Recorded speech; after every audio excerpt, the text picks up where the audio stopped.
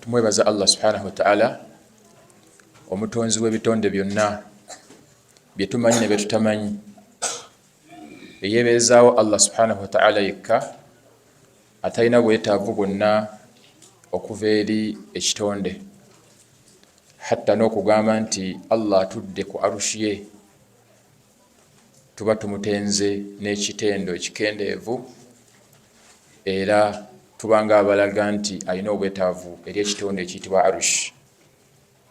Kyova olaba aqidatuna ahli sunna wal jamaa, enzikiriza yaffe ba ahli sunna wal jamaa, tukkiriza nti Allah subhanahu wa ta'ala atebenkedde waggulu wa arushi ye, okwawukanako n'ebibinja ebirala ebyabula.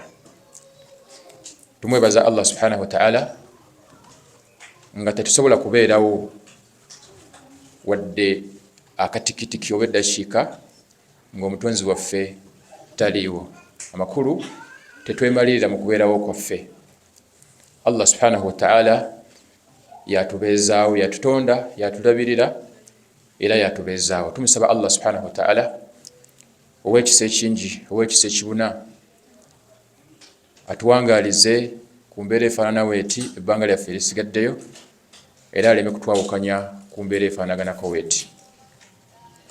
Tuzzaako okusaalira omubaka Muhammad sallallahu alayhi wasallam alladhi ja'ana bilhuda wa diini lhaq, eyatujjira n'obulungamu buno bwe tulimu.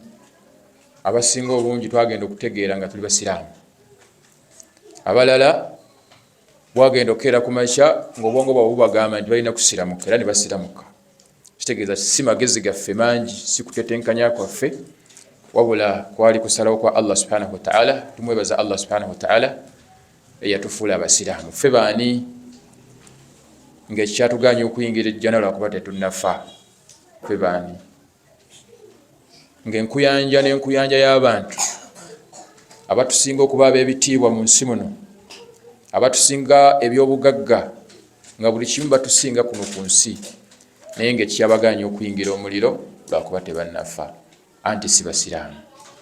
Tumwebaza Allah subhanahu wa ta'ala oyo yagamba ti inna alladhina kafaru, mazima ddala batali basiraamu, wamaatu wahum kuffar, ne bawangaala nga si basiraamu, okufa ne kubasanga nga tebasiramuse, ulaika alaihim la'natullah, okufa kwabwe kiba kikolimo okuva eri Allah subhanahu wa ta'ala gye bali.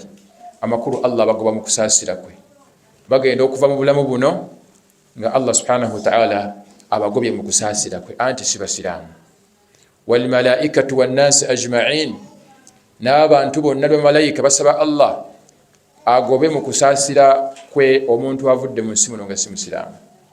Kyova olaba olina ekyebbeeyi, olina ekitalina alina, wandibadde mugezi, oteekewo amakubo agagenda okusobozesa okutuuka mu maaso g'ekitiibwa Allah ng'oli musiraamu.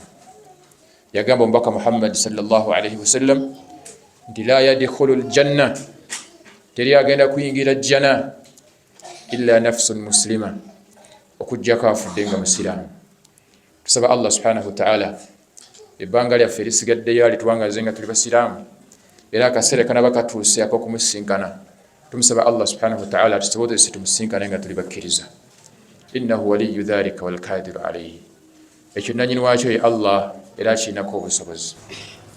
Tubalamira mu mbeera yakubajjukiza ab'ebitiibwa balungi abakuŋŋaanya mu kifo kino, ku bifo ebisinga okuba ebyebbeeyi mu maaso g'ekitiibwa Allah, okutya Allah subhanahu wa ta'ala mu kyama ne mu lwatu, si mu lwatu wokka wala ne mu kyama, olw'ensonga zino bbiri.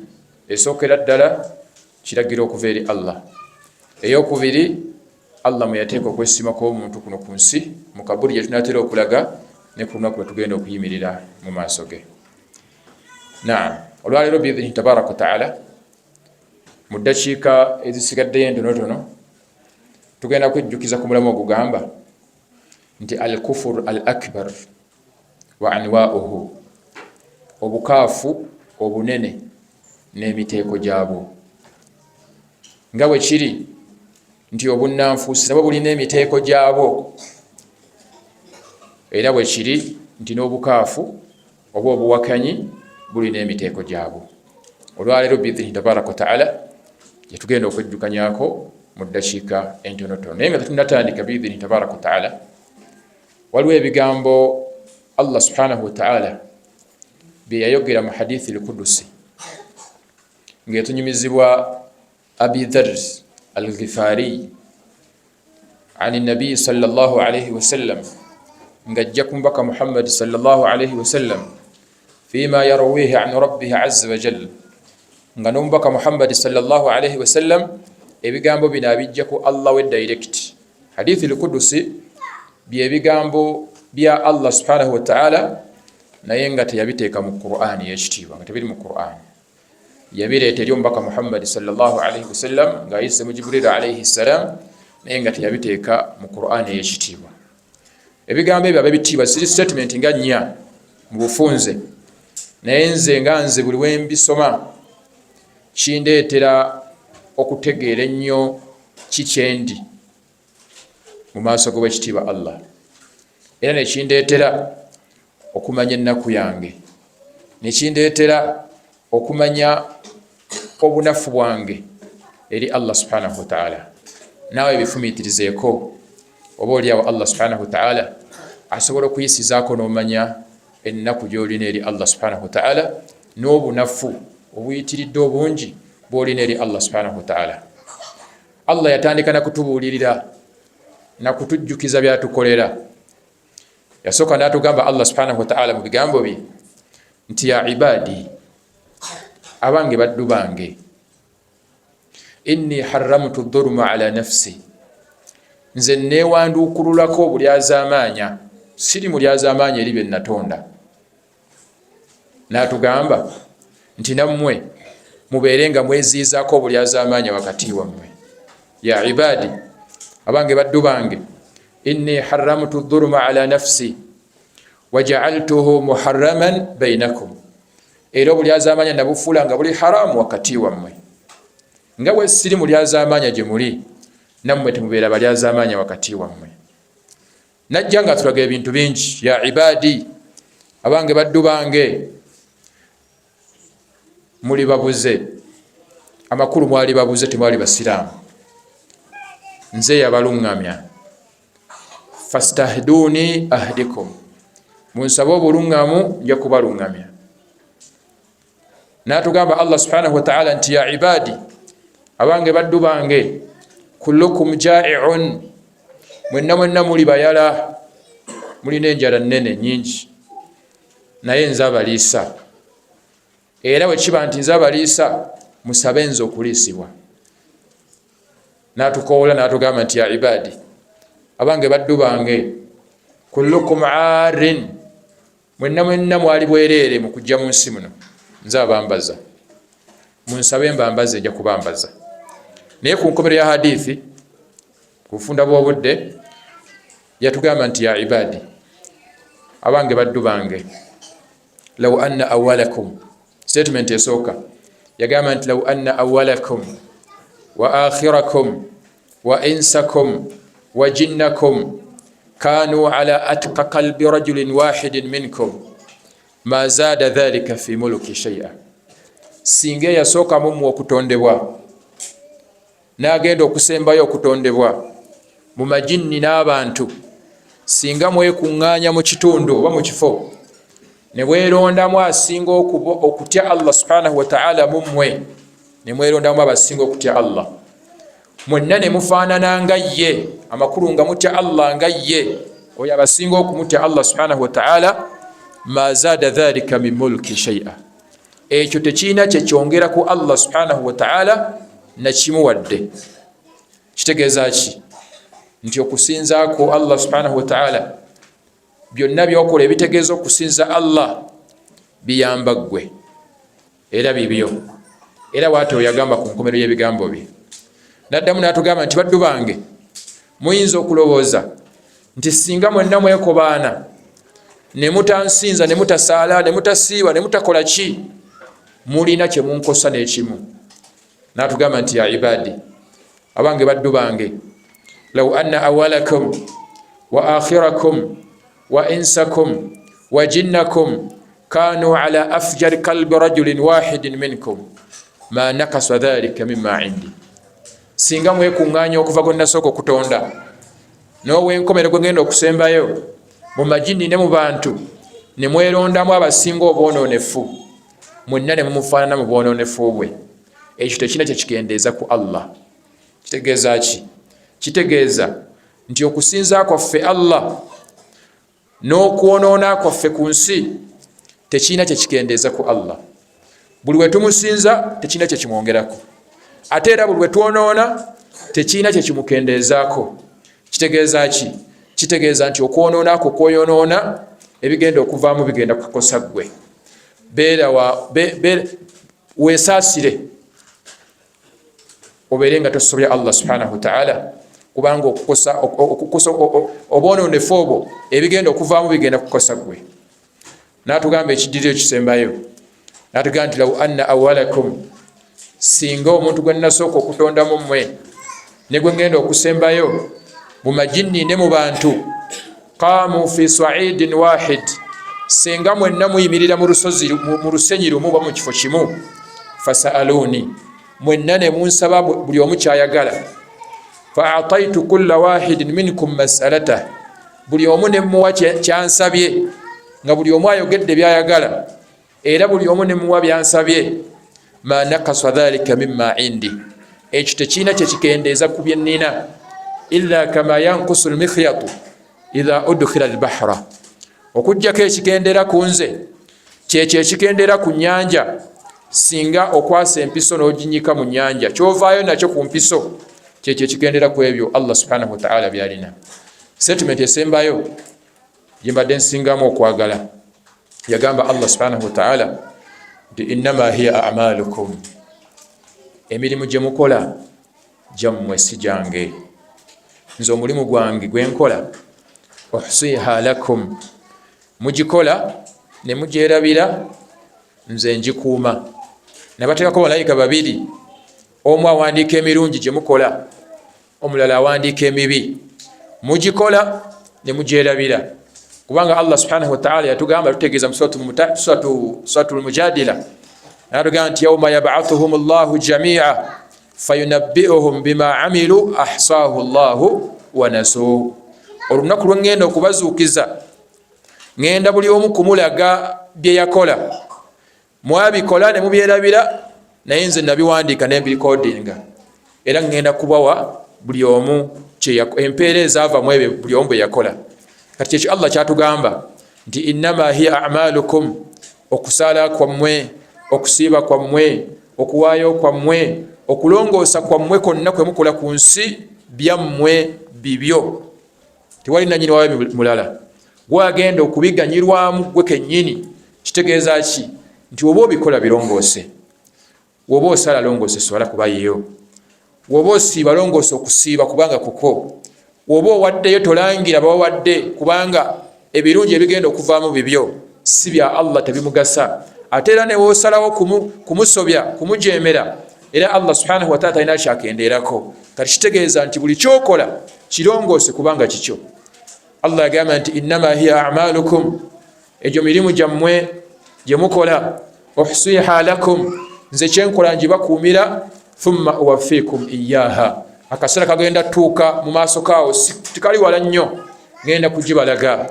Kyova yagamba nti faman ya'mal mithqala dharratin khayran yara, eyakola akatono nga yakanyooma mu butono bwako, ng'okubanga atambula n'ajja omusumaali mu kkubo ogusobola okukosa abayita mu kkubo, omulimu ogwo gubeera gugwe, era ngenda kumulaga empeera yaagwo ku lunaku wagenda okusisinkana.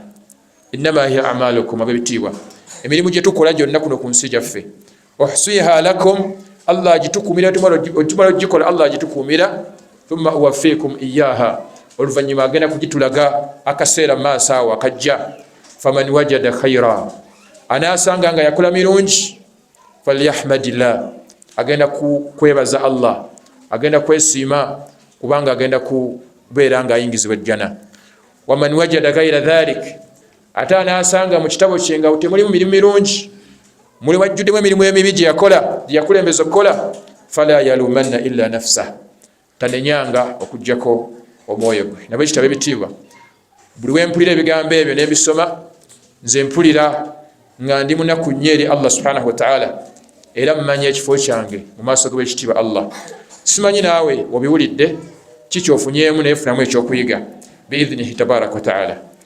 Al-kufur al-akbar wa anwa'uhu, obukaafu obunene n'emiteeko gyabwo. Ab'ebitiibwa, Allah subhanahu wa ta'ala yatussa muno mu nsi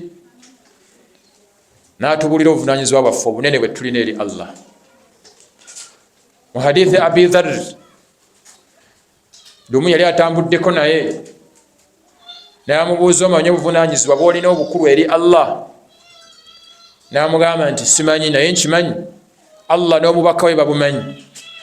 Omubaka Muhammad sallallahu alaihi wasallam n'atwala obuvunaanyizibwa n'annyonnyola Muadh ibn Jabal obuvunaanyizibwa obukulu bw'alina eri Allah, nga naffe atunnyonnyola. N'amugamba nti obuvunaanyizibwa obusooka an ya'buduuhu wa la yushriku bihi shay', kumusinza nabutamugattako kintu kirala. Obwo buvunaanyizibwa obukulu bwe tulina okutuukiriza eri Allah subhanahu wa ta'ala, naye atuukiriza obubwe. Obubwe bwe buliwa? Singa tutuukiriza obwaffe, naye Allah agenda tutuukiriza obubwe. Singa tetutuukiriza bwaffe, Allah subhanahu wa ta'ala agenda kutwokya. Yatugamba nti bwe tunatuukiriza obwaffe, omubaka Muhammad sallallahu alaihi wasallam, ne Allah agenda tutuukiriza obubwe. Bwe buliwo obubwe, alla yu'adhibahum, obutatubonereza ebbanga litumala nga tumusinzizza Allah nga wayagala tumusinze, era ne tamugattako kintu kirala kyonna. Allah yeyama okuba nti naye agenda tutuukiriza obubwe. Ab'ebitiibwa, okusinziira ku bujulizi bungi mu Qur'ani ne mu sunna z'omubaka Muhammad sallallahu alaihi wasallam bulaga nti Allah subhanahu wa ta'ala mu kututeeka ku nsi kuno tetwandibadde balyazaamaanya kubeera nga tetumujeemera oba tuwakanya ebyo byatulagidde mu nsi muno ate nga yatuteekamu. Kati kitegeeza nti yenna akola obuwakanyi bwonna abeera mu lyazaamaanyi eri Allah subhanahu wa ta'ala, era kyova olaba Allah subhanahu wa ta'ala yateekawo omuliro. Era yenna atakaafuwalire Allah, Allah subhanahu wa ta'ala yamulaganyisa ejjana. Kyova olaba obukaafu bulimu emiteeko ebiri. Ogusooka al-kufur al-akbar alladhi yakhruju sahibahu min al-millah, obukaafu oba obuwakanyi obunene ng'omuntu singa abukola Allah subhanahu wa ta'ala amugoba mu busiraamu, tabeera musiraamu. Newankubadde asobola okusigala ng'asaala, ng'ayambala enkofiira, ng'akuzizza ekirevu, ng'ayambala ng'omusiraamu, naye olw'okuba alina obukaafu bw'alina, obuwakanyi bw'alina, nga Allah subhanahu wa ta'ala yamuwanduukulula dda mu bitabo bye by'abasiraamu. Kubanga nga bwe kiri nti yenna nnyini busiraamu, kitegeeza nti ebitabo by'abasiraamu yabirina, amakulu yamanyi abasiraamu. Era omuteeko ogwokubiri, al-kufur al-asghar, waliwo obukaafu oba obuwakanyi obutono ng'omuntu waba abukoze tajjiba mu busiraamu, wabula asigala ajembedde Allah subhanahu wa ta'ala, okujeema okutatuuka ku leve emujjisa mu busiraamu. Ekyo soko kimanye nti bye tugenda okwejjukanyako byonna oba emiteeko gy'obukaafu eminene, emiteeko gy'obukaafu eminene gijjisa omuntu mu busiraamu singa obaako n'obukaafu bw'okola mu kyama oba mu lwatu. Obukaafu obusooka nga bunene, nga singa omuntu aba abukoze afuluma mu busiraamu, bwe buyitibwa kufuru takdhib, obuwakanyi bw'okulimbisa. Ng'olimbisa ki? Ng'olimbisa ekintu kyonna oba ekiragiro kyonna Allah subhanahu wa ta'ala kyeyateeka mu Qur'ani oba mu sunna z'omubaka Muhammadi sallallahu alaihi wasallam. Buli w'olimbisa niweeba aya emu eti oba hadisi emu ng'eganya okuyingira gwe mu birowoozo byo mu magezi go, n'olimbisa, Allah subhanahu wa ta'ala akugoba mu busiraamu. Aw ba'du ma jaa fihima, oba okubanga tolimbisizza byonna naye ng'olina by'olondamu nga ggwe nti kino mu butuufu wadde Allah yatulagira bw'ati, naye nze okusinziira ku ndaba yange tekyandibaddewo ekiti. Ekyokulabirako, abantu bangi balaba, abasiraamu bangi balaba nti okuziika engeri gye tuziikamu ffe abasiraamu bangi tebakkaanya nako, era bakirimbisa. era balabanga mu butuufu engeri gye tuziikamu tejjaayo bulungi kitiibwa kya musiraamu oba tejjaayo bulungi ssente muntu gy'abazabadde nazo. Omusajja abajje ne ssente nnyingi naye bamuziise mu sanda 3 nga kimugira obwongo akirimbisa agamba mu butuufu tekyandibaddewo ekityo. Era nze singa nalina obusobozi nandigambye nze baleme kunziikawe batyo oba nandiragidde n'abalala baleme kubaziikawe batyo, ekyo nga kimuli mu kifuba kye, ekyo kikuviirako okuba nti wava dda mu busiraamu naye nga gwe tomanyi nti obusiraamu wabuvaamu. Ng'oyitidde mu mulyango ki? Mulyango gwa kulimbisa ebyo ebivudde mu Qur'ani, ebijjidde mu Qur'ani oba sunna za mubaka Muhammadi sallallahu alayhi wasallam. Ab'ebitiibwa tewali alina lukkusa wadde bbeetu okubaako nekyalimbisa kyonna okuva mu Qur'ani ne mu sunna z'omubaka Muhammadi sallallahu alayhi wasallam, kubanga tewali yakaka muntu kusiramuka ne Allah subhanahu wa ta'ala takaka muntu kusiramuka ne Allah ayagala oba osiramuse oyingire obusiraamu obuggweremu. Bwe tulaba Allah yatukoola n'atugamba nti ya ayyuha alladhina amanu udkhulu fi silmi kaafa, abange mmwe abakkiriza Allah n'omubaka we Muhammadi sallallahu alayhi wasallam oba mukusazeewo okuyingira mu busiraamu mubuyingire mu buggweremu, byonna ebiri mu busiraamu mubeere nga mukkiriziganya nabyo nga temubirimbisa. Kyova olaba ayingidde mu busiraamu n'agamba nti mbuyingiddemu ate n'abanga alina byalimbisa mu bwo, oyo tabeera musiraamu. Lwaki? Nti yakola endagaano n'ateekako omukono ate n'amala n'ajawukanako. Kyova Allah atubuuza nti alam ahad ilaykum ya bani adama alla ta'budu shaitan, abanga tetwakola nammwe endagaano nga temunnajja ku nsi kuno nti temugenda kusinza birala bitali Allah subhanahu wa ta'ala, kubanga buli bokkiriza etteeka eddala okuva eri etali Qur'ani na sunna za mubaka Muhammadi sallallahu alayhi wasallam oba oyawukanye ku ndagaano gye wakola n'owekitiibwa Allah subhanahu wa ta'ala. Kyova abeemu ku nsonga ezaaviirako abaatusooka mu bulongoofu okunyweza enzikiriza entuufu ne bagituusa mu maaso g'owekitiibwa Allah, b'amateeka agaabafuganga mu bulamu bwabwe baagajjanga mu Qur'ani na muki na mu sunna za mubaka Muhammadi sallallahu alayhi wasallam, tebaalina kye baawakanya na kimu kyonna mu Qur'ani oba mu sunna z'omubaka Muhammadi sallallahu alayhi wasallam. Waddaliilu qawluhu ta'ala, obujulizi obulaga nti omuntu alimbisa ekintu kyonna mu busiraamu oba mu sunna z'omubaka Muhammadi sallallahu alayhi wasallam akaafuwala. Allah subhanahu wa ta'ala yagamba mu suratu Ankabut nti waman adlam mimman iftala ala Allahi kadhiba, ani asinga okuba omulyazaamaanya okusinga omuntu ataddewo obulimba ku Allah subhanahu wa ta'ala oba alimbisizza owekitiibwa Allah subhanahu wa ta'ala, aw kadhaba bilhaqqi lamma jaa, oba okubanga alimbisizza amazima oluvannyuma lw'okugajjira. Bantu bangi amazima gabajjira naye just bagalimbisa bulimbisa. Kyova olaba bakyalemye okubeera nga bateeka mu nkola ebyo omubaka Muhammadi sallallahu alayhi wasallam byabajjira nabyo. Naye ekyo ekyokulimbisa ekintu kyonna ekiriko obujulizi okuva mu Qur'ani oba mu sunna z'omubaka Muhammadi sallallahu alayhi wasallam kijjisa omuntu mu busiraamu. Kyova Allah yakomekereza aya eyo ng'agamba nti alaysa fi jahannam mathwan lilkafirin, mwe temulaba nti omuntu okuyingizibwa omuliro jahannam ng'abadde awakanya ebyo ebijjidde mu Qur'ani ne sunna z'omubaka Muhammadi sallallahu alayhi wasallam, gwe tulaba nti bwebwe obudde obumusaana.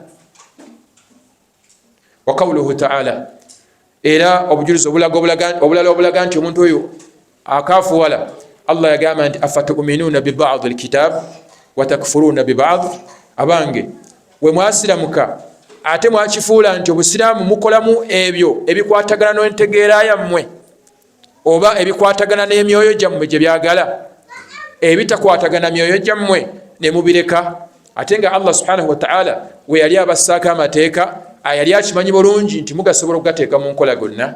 Mwe mwatuuka ku nsi ne mulondamu nti kino nja kisobola, kino sigenda kukisobola. Kati ab'ebitiibwa mbakubiriza nga nange sejjeemu obujulizi obuba nga buzze ku nsonga yonna ne tubukakasa nti butuufu okuva mu Qur'ani ne mu sunna, tukkirizenga tetulimbisanga. Ne woba nga gwe tonnafuna, Allah tannakuwa busobozi bukiteeka mu nkola, tokiwakanya.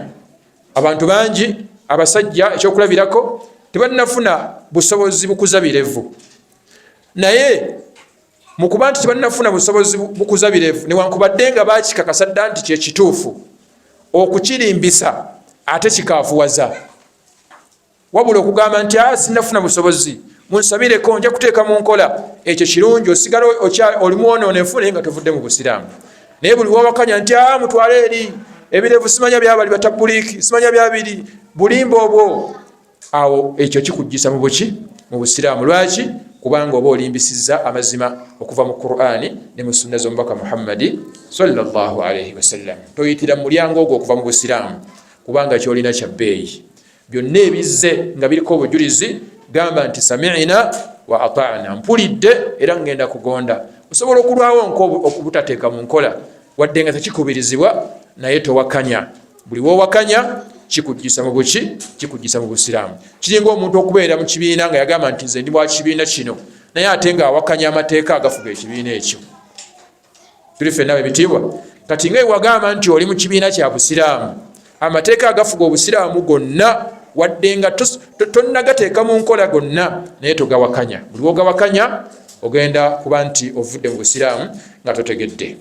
Obukaafu obwokubiri, omuteeko gw'obukaafu ogwokubiri ogujjisa omuntu mu busiraamu, kufuru al-iba wal istikbar ma'a tasdiq, bwe bukaafu bw'okugaana n'okwekuluntaza. Naye ng'ekyo ky'ogaana era kye weekuluntalizaako Allah yakulagidde oba mubaka Muhammadi sallallahu alayhi wasallam yakulagidde. Buli woogaana nti Allah yakulagira okusaala kituufu, naye nze ŋŋaanye sijja kusaala, mugende mubeereko gye mundoopa. Okusiiba kuzze nti ekituufu nkimanyi bulungi, Allah yatulagira okusiiba, naye nze sijja kusiiba, ŋŋaanye. Omubaka Muhammad sallallahu alayhi wasallam Allah yalagira abakyala okwebikkirira, nze sijja kwebikkirira, mubeereko gye muntwala, mugende mundoope. Kituufu nkimanyi Allah kitulagira, naye sijja kukikola. Bwebwo obukaafu obwokubiri obujjisa omuntu mu busiraamu obuyitibwa kufuru al-iba wal istikbar, obukaafu bw'okugaana n'okwekuluntaza. Obukaafu obwo nno bwe bwalabikira ku sheitaani. Jjukira Allah subhanahu wa ta'ala atunyumiza mu Qur'ani nti wa idh qulna lil malaikati isjudu li Adam. Mujjukire we nalagira bamalayika bonna bavunnamire Adam alayhi salam, fasajadu, bonna bagonda ne bavunnamira Adam alayhi salam nga tebalina kye babuuzizza. Ng'embeera y'omukkiriza era weebeera nti omukkiriza yenna kasita awulira nti Allah agambye bw'ati oba omubaka we sallallahu alayhi wasallam agambye bw'ati, Allah yagamba nti ekigambo kye kirina kubeera nze mpulidde era ngenda kukola ki? Kuteeka mu nkola. Kwawukanako naffe ennaku zino nti ffe tuwulira ne tubuuza nti ensonga lwaki Allah atulagidde, tumala kufuna ensonga okuteeka mu nkola. Naye abalongoofu abaatusooka tebaafangayo kasita bakakasanga nti Allah subhanahu wa ta'ala yalagidde oba omubaka Muhammad sallallahu alayhi wasallam, tebalina kye beebuuzanga n'ekimu wadde okufunamu enkenyera mu mitima gyabwe, baateekanga buteesi mu nkola. Tusaba Allah naffe akituwe. Kati bamalayika bwe baawulira nti Allah yabalagidde, fasajadu, bonna baavunnama illa ibilisa, okujjako ani? Sheitaani, Iblis yakola etya? Aba wastakbara, yagaana negamba sijja, neyeekuluntaliza ku kiragiro kyeyo kitiba Allah subhanahu wa ta'ala. Allah yagamba atya? Fakana min alkafirin, nebeera mu bamuwakanyiza. Obukaafu sheitaani bwe yakola, sheitaani teyakola shiriki kubanga yali emanyi nti alina okusinzibwa ali omu yani ye Allah, naye yayitawa okuva Allah subhanahu wa ta'ala okujugoba mu busiraamu oba mu kusaasira kwe, yakola obukaafu buyitibwa kufuru al-iba wal istikbar, obukaafu bw'okugaana n'okwekuluntaza. Kati gwe wenna ali wano nga naawe ekyo olina byolaba mu busiraamu nga wabigaana, nga wagamba ekyo baseeka newe beeyiderejja batya, ekyo ŋŋaanye mubeereko gye munkola, naye ekyo nakikola ki? Nakigaana. Ekyo obanga okirinayo mu buwangaazi mu busiraamu bwo bw'okola ng'olina kyolina waga nti ekyo nakigaana. Kyokulabirako abakyala, eri abakyala nga baagaana, ne woosoma aya ezifaanana zitya nga baagaana okukkiriza nti omusajja Allah yamukkiriza okuwasa abasajja bameka? Abana. Allah yamukkiriza nga yakigaana. Naye omunnyonnyola taganda mu butuufu awo Allah teyali mwenkanya nga yakigaana mu mutima gwe ne waba nga takyogedde. ekyo kyakuviirako okuva mu busiraamu nga totegedde, era oli mu lunyiriri lwe lumu ne sheitaani, kubanga obukaafu sheitaani bwe yakola bwewe bwennyini bw'oliko. Aba wastakbara, yagaana ne yeekuluntaza. Allah n'agamba nti fakaana min alkafirin, nebeera mu bantu abaafuluma mu kusaasira kwe, naye ng'eyitidde mu kugaana na mu kubeera nga yeekuluntaza. Nabwekityo nkukubiriza muganda wange eyasalawo asiramuke nga tewali akukase, Allah yakukoola n'akugamba siramuka, oba osazeewo okusiramuka, obusiraamu buyingiremu obugweremu, tobaako nekyogaana, newankubadde tonnakiteeka mu nkola, newankubadde tekinajja mu bwongo bwo, naye tokigaana era tokyekuluntalizaako. Gamba nti nze nkyalina obunafu nga nze, naye nga tokikoze eki, tokiganye. Olaba okiganye ojja kuba ogudde mu muteeko gw'obukaafu obunene, alladhi yakhruju sahibahu min almilla. Tusaba Allah tusaasire. Muteeko ogwokusatu, kufuru dhanni wa shak biyaumi alqiyama. Eri abantu ke tebakkiriza olunaku lw'enkomerero gye luli, naye nga bambadde enkofiira ne sola basaala, bayitirivu obungi. Tusaba Allah emetuteekamu abo, nga ye alaba engeri gye baziika omuntu ono, ne bamuteeka mu ttaka n'avunda n'afuuka ettaka, ng'amagezi ge gaagaana okumuweereza nti siraba ngeri gyasobola kuzuukiramu. Bino batugamba simanye kuzuukira, simanye eriyo ebibonerezo mu kabuli awo, simanye eriyo ebbaliro, wadde ndi musiraamu naye ekyo kyagaana okuyingira mu bwongo bwange. Gwe tulaba bano abakuba amasasi nga baziika abantu, ntera okubalaba okubawulira. Ekimu kikubakubisa abasasi, nakibuuza muntu, temumbuuza gye nabijja, naye baŋŋamba nti anti bawulira nti mu kabuli eriyo simanye ebibonerezo, simanye eriyo bamalayika babuuza abantu ebintu. Kati ekibakubisa amasasi nti bamalayika abo babuuza abantu betusindika mu ttaka ebibuuzo, mbu bati baleme kubuuza muntu ono aki bibuuzo, nti omuntu ono gwe baleeta wanjawulo, bategeere nti omuntu gwe baleeta ono wanjawulo, si wa bulijjo. Ensonga gye bampa emu ku zo, ki ekibaleetedde ekyo? Tebakkiriza nti eriyo obulamu oluvannyuma lw'okukola ki? Lw'okufa. Tebakkiriza lunaku lw'enkomerero, kubanga olunaku lw'enkomerero lutandika omuntu waafa, kasita omwoyo gwawukana ku mubiri, olunaku lw'enkomerero olwo luba lukoze eki? Luba lutuuse, era luyitibwa alqiyamatu assugura, olunaku lw'enkomerero olutono. Luviira ddala ng'omwoyo gwe guvuddemu paka mu kuzuukira. Okuva kuzuukira paka ebigenda okuddako byonna byonna paka mu jjana oba muliro, okwo bayita alqiyamatu alkubra, olunaku lw'enkomerero olunene. Kati byombi tulina okubikkiriza, tulina okukkiriza byonna ebibaawo Allah byatugamba n'omubaka Muhammad sallallahu alaihi wasallam mu Qur'ani ne mu Sunna nti byebibaawo ku muntu ng'amaze okufa. Tulife n'aba bitiibwa, omubaka Muhammad sallallahu alaihi wasallam yatugamba nti omuntu aba agenda okufa ajjira malayika ne zimugjamu omwoyo mu bufunze, wezimala okumugjamu nga zikutwala nga tumunaaza nga tukola ki paka etumuziika nga zikomawo nga zimubuuza ebibuuzo, n'atubulya n'ebibuuzo ebigenda okutubuuzibwa mu kabuli. Era n'atugamba nti omuntu aba amaze okubuuzibwa ebibuuzo ebyo n'abitta, bino bye biddako, oba era ebimulema bino bye biddako. Ebyo byonna wadde tetubirabangako, naye nga tulina obujulizi okuva mu Qur'an ne mu Sunna nti gyebiri. Fe abagamba nti tuli basiraamu tewali kubuusabuusa, tulina kubikkiriza, twagala oba tetukola ki, oba tetwagala. Wotabikkiriza kikujjisa mu buki? Mu busiraamu. Oba oyitidde mulyango ky'okuva mu busiraamu otabukkiriza, kufuru dhanni wa shakka biyaumi alqiyama, okukaafuala oba n'okubeera n'okubuusabuusa. Niwe oba najja na kubuusabuusa nti ni mutuufu, tomanya Allah wa buyinza, bisobola okuba gyebiri, ate era bisobola okuba nga tebiriiyo, tomanya nga just oli wakati awo obuusabuusa. Naawe toli musiraamu, ekyo ekyokubuusabuusa kikujjisa mu buki? Olina okukakasa okutaliimu kubuusabuusa nti byonna ebitugambibwa ku bigenda obibaawo ku muntu ng'amaze okufa paka ku lunaku lw'enkomerero bituufu.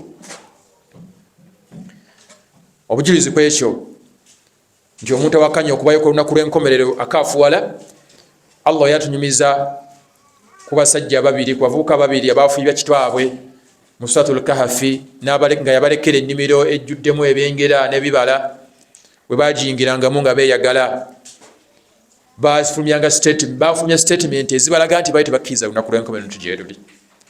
Allah yagamba nti wama adunnu saata qaimatan, omu ku bo yagamba nti sirowooza sisuubira nti lunaku lw'enkomerero gye luli nayimirirawo. Naye ate era ne lunaaba luyimiriddewo, wala in rudittu ila rabbi, singa era kinaabaawo ne tufa ne tuddizibwa eri Allah subhanahu wa ta'ala, la ajidanna khairan minha munqalaba, era tujja kusangayo birungi byokka. Eyo emu ku nzikiza z'abagagga abamu Allah batasaasidde kuwa busiraamu.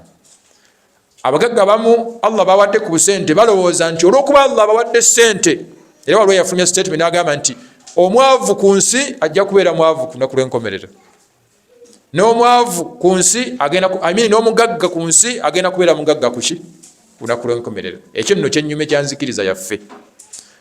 Omuntu asobola okuwangaala nga mwavu ku nsi naye nga musiraamu n'abeera mugagga ku lunaku lw'enkomerero, oba asobola okubeera omugagga ku nsi naye ku nkomerero n'abeera mwavu, anti afudde si musiraamu.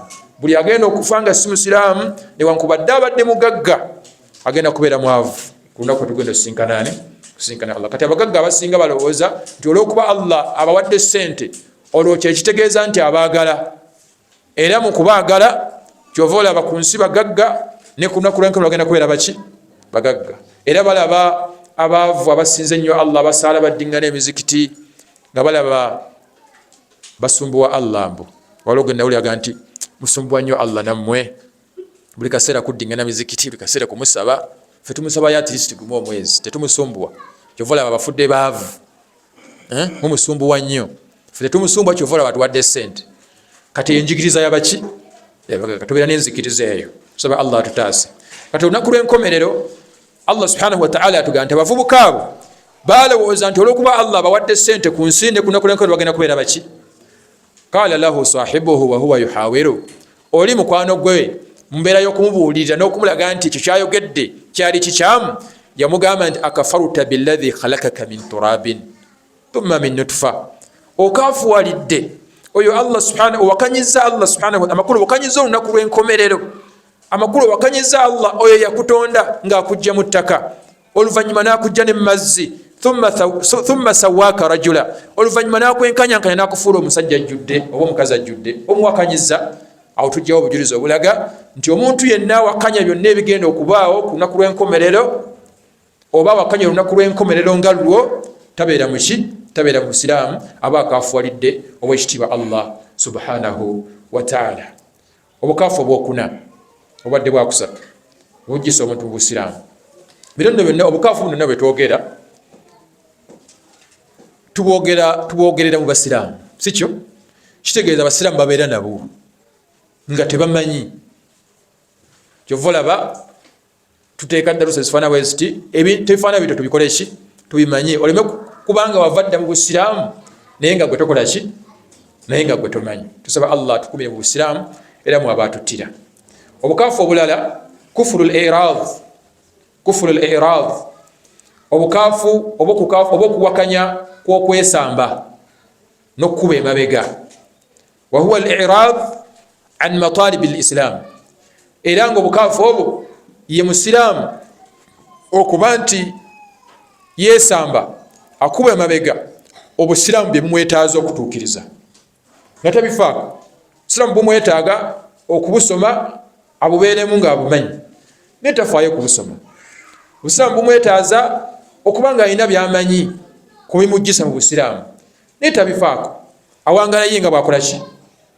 Buli kimu ekyetaago gyali ekimwetaagisa okuwangala bulungi mu busiraamu tabifaako. Okuba kusomesa baana tafaayo kubasomesa busiraamu, naye kennyini tafuddeeyo. Kyova olaba ezimu ku nsonga ezijjikira omuntu mu busiraamu, Sheikh Muhammad bin Abdulwahab ze yatuleetera mu kitabo kyekitibwa Nawaqidul Islam esemberayo ddala, yagamba nti al-i'raadu an diinillah, omuntu kasita yeesamba eddiini ya Allah, la yataallamahu wala ya'malu bihi, nga tafaayo kugiyiga wadde okugikolerako, ye anaagikolerako atya nga tagiyize, kubanga okugikolerako olina okuba nga okikoze ki? Ogiyize. kafara omuntu oyo akafuwala va kuona agamba nti amuna esina budde munange embeera bize oyo mulala naye ono agamba nti amutwale eri mwabasoma mufunayo ki anti era mukomawo ngayo mwagenze tetulaba njawulo gye mulina mutwale eri kwekwo okwesamba kwetukola ki kwetugamba nti omuntu bwe yensamba obusiraamu mbeera efaananawo etyo obusiraamu abuvaamu kiringa muntu kubeera mu kibiina ekimanyiddwa naye nga yesamba ebyekibiina tayagala kubibeeramu tayagala kitegeeza nti akirimu alinga omunnanfuusi mukyo teyakkiriza nti kyalina okukola ki kati buli wewesamba obusiraamu la yataallamahu wala yamalu bihi nga tofaayo kubuyiga era nga n'ababuyiga olabira ddala nga tebalina budde balina obudde bungi obwokwonoona ekyo kikugisa mu busiraamu ng'oyitidde mu bukaafu obuyitibwa al kufru al irad obukaafu bwokukola ki bwokwesamba walladhina kafaru amma undhiru mu'ridun abakkiriza abalimini Allah subhanahu wa ta'ala agamba abakaafu abamukafali abamuwakanya amma undhiru mu'ridun buli babuulirirwa nti bannange Allah ayagala kino bannaye Allah atulagira kino mu'ridun besamba bakikuba mabega tebafaayo ngera Allah subhanahu wa ta'ala yatugamba nga tunyumiza ku mbaka Muhammad sallallahu alaihi wasallam yayitamu n'abashiriku b'e Makka agamba nti buli ebagambanga nti mugambe la ilaha illa Allah yastakbirun balinga bakyekuluntalizaako nga bateeka engalo zaabwe mu matu gaabwe nga tebabifaako amakulu nga babigaana babiwakanya tebabikkiriza kati ne basigalayo gye baali ne bagaana okusiramuka kakitegeeza n'omuntu agamba nti asiramuse naye ng'ebikwatagana ku busiraamu abeesamba alinga abiwakanya tayagala kubibeeramu omuntu oyo aba n'obukaafu obuyitibwa kufurul irad obukaafu bw'okwesamba oba okuba emabega kufuru nifaq muteeko ogwokutaano nga tukomekkereza esigadde obudakika butono kufuru nifaq obukaafu bw'obunnanfuusi obukaafu bw'obunnanfuusi eri abantu nga bagamba basiraamu kungulu naye nga balina obunnanfuusi mu mitima gyabwe buli alina obunnanfuusi amakulu obunnanfuusi kyeki obunnanfuusi kwe kuyolesa obusiraamu kungulu ne ku lulimi naye nga mu mutima gwo owakanya ebyo byogamba nti obiri ng'obiwakanya obeera mu basiraamu ogamba oli musiraamu tufenna era ebabayita naawe okola ki ojja oyambala nga busiraamu tufenna naye nga ogamba tasobola kubanga katonda ali omu nga yakontrolinga ensi eno yonna mutulimba nammwe ng'olabayo pulezidenti asobola okufuga ensi yonna n'agifuga bulungi okujjako ng'alina okuba ne ba RDC basindika mu bitundu bamufugireko eyo kati ng'ekyo akigeraageranya ku bantu naani tasobola kuba omu alina okubaako ne bamukola ki omuyambako naye nga ayambadde mu busiraamu oba afaanana waati kati oyo aba n'obukaafu obuyitibwa kufuru nifaq okuwakanya kw'obuki kw'obunnanfuusi obwo bwe businga okuba obungi era abasinga obungi bagwa mu muteeko ogwo era okumanya omuteeko ogwo mubi ku ntandikwa ya suratul Bakara Allah yasooka n'ayogera ku bakkiriza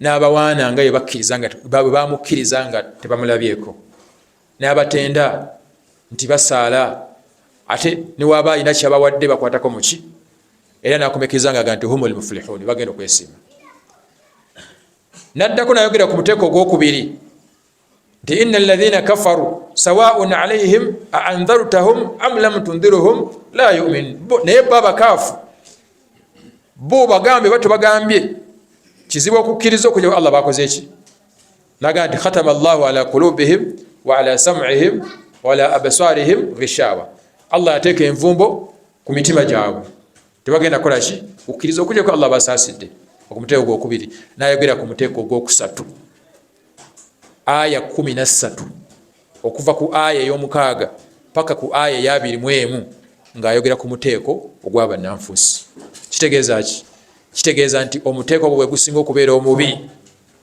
era gwe gusingamu n'abantu abangi wa minan nas man yaqulu amanna billahi wa bil yawmil akhir wama hum bimuminin. Mu bantu bennatonda mulimu abayisa ku nnimi zaabwe nti twakkiriza Allah n'olunaku lw'enkomerero naye nga balimba. Balina obukaafu obuyitibwa kufuru nifaq. Bwe bajja mu muzikiti bagamba tuli basiraamu, bwe baddayo eri mu byabalongo byabwe, bwe baddayo eri mu masabo gaabwe bagamba nti eri tubadde tubakwenyakwenya bukwenyikwenyi. Bo bali awo bannanfuusi. Era omuteeko gwo gwalabika Nabbi amaze kuseemuka sallallahu alaihi wasallam kuva Makka kugenda wa Madina. We yali akyali Makka gyaliwo emiteeko ebiri, ogw'abaasiramuka n'abaagaana obusiraamu. Naye ogwo omuteeko gwalabika ogw'abannanfuusi nga bali mu busiraamu nga neri gye bali gwalabika amaze kusenguka kuva Makka kugenda Madina. Era omuteeko gwo weeguli hatta al'an paka kati. Era tekugenda kuvaawo. Tuli ffenna tegugenda kuvaawo. Kyova olaba daawa eno ekyaliwo, abantu baveemu obunnanfuusi. Eba basazeewo okusiramuka basiramuke ebyaddala, abasazeewo obutasiramuka babeereyo balinde ekibooko zaabwe. Tusaba Allah subhanahu wa ta'ala atuttire mu busiraamu. Kakati Sheikh agamba nti kufuru nifaq, obukaafu bw'okuwakanya bw'obunnanfuusi, huwa idhharu lislam billisan, ye muntu okubaawo nga kungulu ayolesa busiraamu ne kulimi nga ayolesa busiraamu. Wa mukhalafatuhu fil qalbi wal a'mal, naye nga ekiri mu mutima n'emirimu gy'akola giraga nti si muki awakanya ebyo byagamba byeyakkiriza. Mama Fina wayita olukuŋŋaana omulaba nga agenze ate ne muzikiti era we yakoza ki azze.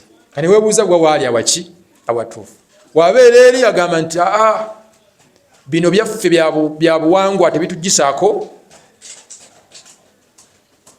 Okubeera kwaffe abasiraamu tekutugisaako byaffe, ebyaffe abyagala ate n'obusiraamu abukola ki? Byalaba nga Allah abisobola nga abisaba Allah, byalaba nga tabisobola ajja kulwawo ng'agenda mu ssabo. Yonna gy'ali era afaanako nga Hajji oli gwe batunyumiza eyagenda mu kkanisa n'abawa ettofaali, ate ne muzikiti n'abawa ettofaali. Bwe bamubuuza nti Hajji lwaki okolawo oti, oliwo awatuufu? N'abagamba bamubuuza nti kati gwe olowooza nti bwe tunatuuka mu maaso g'ekitiibwa Allah ng'obusiraamu bwe bwali obutuufu, gwe okusinza ku magezi go tulaba nti nja kubayo n'omugabo n'ettofaali. Ate bwe natuuka era nga Obukatoliki bwe butuufu, gwe tulaba nti era nja kubaayo n'ettofaali. Gwe guno ku nsi otega omutego gumu, totega eno n'eri. Kati mbu naye yatega emitego emeka? Ebiri. Kati oyo muki? Mukaafu owannamaddala. Lwaki mukaafu? Munnanfuusi. Eno gyali n'eri gyaki? Oba alina okubuusabuusa mu butuufu bw'obuki? Bw'obusiraamu. Ffenna takakasanga nti obusiraamu bwe butuufu bwokka, nga Allah yatugamba nti inna ddiina inda Allahi al-Islam, eddiini entuufu eri emu mu maaso g'ekitiibwa Allah buki? Busiraamu. Waman yabtaghi ghayra al-islaama diina, anaanoonyayo ekirala kyonna ekitali busiraamu n'akiwangaleko n'akifiirako, falan yuqbala minhu, tekijja kukkirizibwa wanaaba asinkanye nakyo Allah subhanahu wa ta'ala. Ekyo teyakikakasa, akiwakanya. Tuli ffenna era alaba si kituufu kusinziira ku magezi ge. Tuli ffenna lwekityo mbalamiranga nange sejjeemu okubeera mu busiraamu tubeere batebenkevu nnyo nti bwe butuufu bwokka. Ebisigadde byonna bifu, eyo erina okuba enzikirizayo. Ebisigadde byonna biki? Bifu. Busiraamu bwe butuufu bwokka. Obujulizi tubujjawa mu Qur'ani ey'ekitiibwa ne mu sunna z'omubaka Muhammadi sallallahu alayhi wasallam. Okujjaho ng'ogamba nti tewakkiriza Allah na mubaka we Muhammadi sallallahu alayhi wasallam, era oba oliwo otyo gwe tugamba nti oli munnanfuusi, beera mulambulukufu, beera mulambulukufu, osalewo kimu. Wa qawluhu ta'ala, aya tugisomye, Allah ngaga nti obujulizi obulaga nti omuteeko gwe weeguli. Allah agamba nti yennyini nti wa minan nas man yaqulu amanna billah, mu bantu mulimu abagamba nti tukkiriza Allah wa bil yawmil akhir, n'olunaku lw'enkomerero, wama hum bimuminin, naye nga baagaana okukkiriza mu bifuba byabwe. Obukaafu obusemberayo ddala, obukaafu obusemberayo ddala biidhnihi tabaraka wa ta'ala, obudde bweddeyo, kufuru ljuhud, obukaafu bw'okuwakanya oba okuzzaayo. Tuli ffenna, wa huwa alladhi, era obwo bwebo, yunkiru shay'an ma'luman min ad-din, ye muntu okubeerawo nga alina byawakanya mu ddiini naye nga bimanyiddwa nga n'omusamiza abimanyi nti obwo busiraamu. Natali musiraamu agamba nti abasiraamu balina okusaala, abasiraamu basiiba, abasiraamu bagenda okukola hijja, nga kimanyiddwa nti obwo busiraamu. Naye oli naavaayo n'agamba nti bwe si busiraamu, balimba, Allah yakolawo ati yalimba, tuli ffenna, naye ng'agamba muki musiraamu aba awakanyiza ow'ekitiibwa Allah subhanahu wa ta'ala, era aba afunye mu busiraamu ng'ayitidde mu kika ky'obukaafu ekifaananawo ekityo. Nabwe ekityo mbakubiriza ab'ebitiibwa abalungi abakuŋŋaanya mu kifo kino eky'ebbeeyi nti bannaye tusiramuke ebyaddala era tuleme kubeera bantu babuusabuusa mu butuufu bwa buki bwa busiraamu. Obusiraamu bwe butuufu ge mazima okuva mu Qur'an ne mu sunna z'omubaka Muhammad sallallahu alaihi wasallam. Obukaafu buno bwe twejjukanyizaako obw'ebiteeko 6 abasiraamu bangi babukola ki babugwamu, naye nga bambala enkofiira era nga beebikkirira n'okwebikkirira. Tuli ffenna kakati oluvannyuma lw'okubusoma ekitubanjibwa kubeera nitukozesa bulungi amagezi gaffe tuteeke mu nkola biidhini tabaraka wa taala. Tunaba tubyewaze tugenda sisinkana Allah subhanahu wa taala nga musanyufu gye tuli era agenda kutuwejjana. Tunaba tuganye tugenda sisinkana Allah subhanahu wa taala nga munyiivu gye tuli era agenda kutubonereza.